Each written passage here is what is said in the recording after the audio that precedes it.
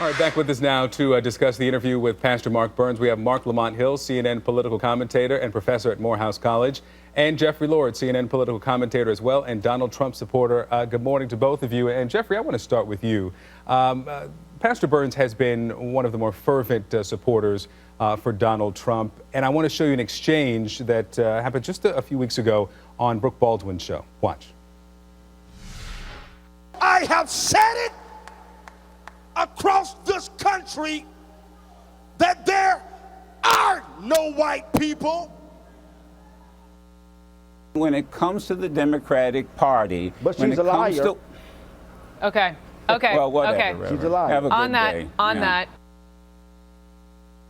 All right, the first portion you saw that was a mistake. But here in that exchange, you heard Pastor Burns say, she's a liar, speaking about Hillary Clinton. Can he still effectively prosecute that case, considering he lied for years about his experience and lied to me during that interview?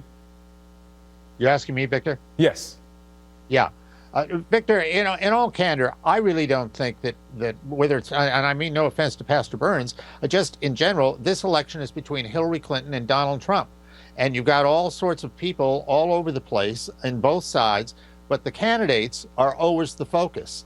And you can go through, I mean, for instance, we're not talking this morning about Al Sharpton still not paying his taxes, which, as I read somewhere this summer in the Daily Caller, I think, he owes somewhere in the neighborhood of $500,000. I don't know that Al Sharpton is a surrogate for any campaign, though. Well, I mean, this is a man that Donald Trump has sent on his behalf to speak at events.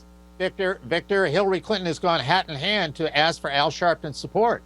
I mean, he is a big player in Democratic Party politics, but no one seems to care. I mean, I don't think, frankly, people are going to care about what Pastor Burns did or did not do. And I will say this, though, right, in his defense, as a conservative black man, just like Clarence Thomas, just like I have a number of friends, black and conservative, they all come under attack because they, as it were, leave the plantation. All right. Well, okay. He does say that he's getting this because he's a black man supporting Donald Trump. Mark, to you. Well, first, Jeffrey's done everything but answer the actual question, which was, does he have the moral authority to continue to stump for Donald Trump when he called Hillary Clinton a liar and his entire resume seems to have been falsified? And the actual answer to the question is no. He can't do that. Jeffrey might be right. Maybe people won't care. But that's just not the issue. The issue is, should they care? And is there an issue, a moral issue here? And I think there is. Not because he's a pastor, but simply because he didn't tell the truth consistently. And it also speaks to Donald Trump's judgment, as opposed to Al Sharpton, who is not a Hillary Clinton surrogate and who Hillary Clinton has not had speak for her at the Democratic National Convention. Pastor Burns said, and you can laugh, but and I have DVR, we can rewind it and see that she hasn't asked him to go there. It's one thing to ask someone for support. Has she asked for his support?